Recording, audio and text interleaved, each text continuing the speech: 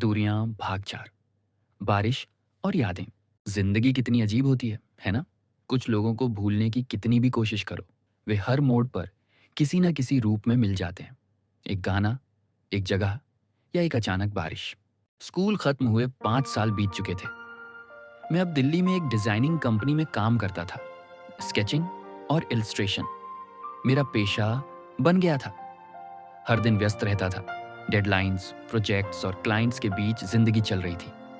पर अंदर कहीं एक खाली जगह थी जो कभी भर नहीं पाई। एक शाम जब ऑफिस से घर लौट रहा था तो मौसम बदल गया। बहुत तेज बारिश होने लगी। मैं एक कैफे के अंदर छिपने के लिए घुसा। कैफे का नाम था पॉलिटेक्निक कॉफी शो। छोटी सी जगह, हल्का संगीत और गर्म कॉफी की खुशबू। मैं खिड़की के पास वाली सीट पर बैठ गया और बारिश की बूंदें देखने लगा। तभी एक आवाज सुनी, एक इतनी पहचानी हुई कि मेरी सारी सांसें रुक गईं। Excuse me, is seat taken? मैंने पलट कर देखा और साल भर के सब सपने, सब दर्द, सब यादें एक पल में जिंदा हो गई। वो थी मेहर। वही मुस्कान, वही आंखें, थोड़ा परिपक्व चेहरा। पर दिल ने तुरंत पहचान लिया। मैं एक सेकंड के लिए कुछ कह नहीं पाया। आरव, ओ माय गॉड, तुम इतने सालों बाद। उसकी आवाज में वही गर्माहट थी जैसे स्कूल के दिनों में होती थी। हाँ, मैंने हल्की सी मुस्कान दी। बहुत साल हो गए। तुम यहाँ? बस ऑफिस से आ रहा था। तुम? मैं यहाँ नियर बाय स्टे करती हूँ। अभी वीकेंड ऑफ था तो सोचा कॉफी ले लूँ। कुछ देर हम दोनों खामोश रहे। सिर्फ बारिश की आवाज और उसके कप से उठती कॉफी की खुशबू। जैसे वक्त हमारे आसपास फिर से रुक गया हो। लेकिन इस बार वो पहले जैसा नहीं था। तुम बदल गए हो आरव। मेहर ने कहा, पहले इतने शांत नहीं थे। मैं हंसा। पहले मैं तुम्हारे साथ था, अब जिंदगी के साथ हूं। वह थोड़ा मुस्कुराई, फिर कहने लगी, मुझे याद है स्कूल का फेयरवेल, वो पेंटिंग तुम्हारी, दूरियां, मैंने उसकी फोटो अभी तक रखी है। मेरे दिल ने एक झटका सा लिया। सच? हाँ, मुझे तब भी लगा था तुम्हारे दिल में कुछ था जो कह नहीं पाए, बट आई डिडंट आस्क। शायद डर लगता था जवाब सुनने से। उस पल मैं बस उसकी आंखों में देख रहा था। 5 साल का सब कुछ एक पल में लौट आया। वो लंच ब्रेक, वो मुस्कुराहटें, वो अलविदा पत्र जो मैंने कभी नहीं दिया।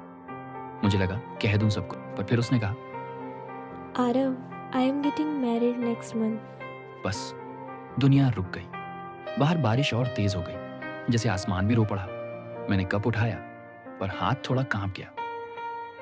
ओह, बधाई हो, मैंने हल्की मुस्कान के साथ कहा। थैंक्स।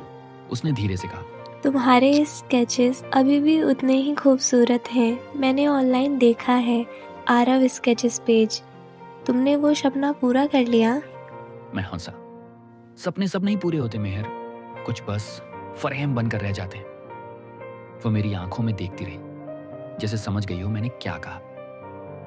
कुछ देर हम दोनों चुप रहे, सिर्फ बारिश और दोनों के बीच वह खामोशी जिसमें साल भर का दर्द छिपा था। फिर उसने कहा, तुम अभी भी वैसे ही हो, सब कुछ दिल में रखने वाले। और तुम अब भी वैसे ही हो, सब कुछ कहकर भी कुछ न कहने वाली। वो हल्की सी मुस्कुराई। आरव, अगर कभी मुझे कोई समझता था बिना मुझे कुछ कहे तो वो तुम ही थे। बस यही कहना था। और उसने अपनी कॉफी का आखिरी घूंट लिया, बैग उठाया और जाने लगी। मैं बस उसे जाते हुए देखता रहा, जैसे बारिश की बूंदें किसी तस्वीर को धुंधला कर रही हों। दूर जाते जाते उसने पलट कर कहा, टेक केयर आरव, तुम जैसे हो वैसे ही रहो। और वह भीड़ में खो गई। मैं खिड़की के पास खड़ा बारिश के गिरते हुए पानी को देखता रहा। एक बूंद मेरी आंखों से भी गिर गई। पता नहीं वह आंसू था या बारिश।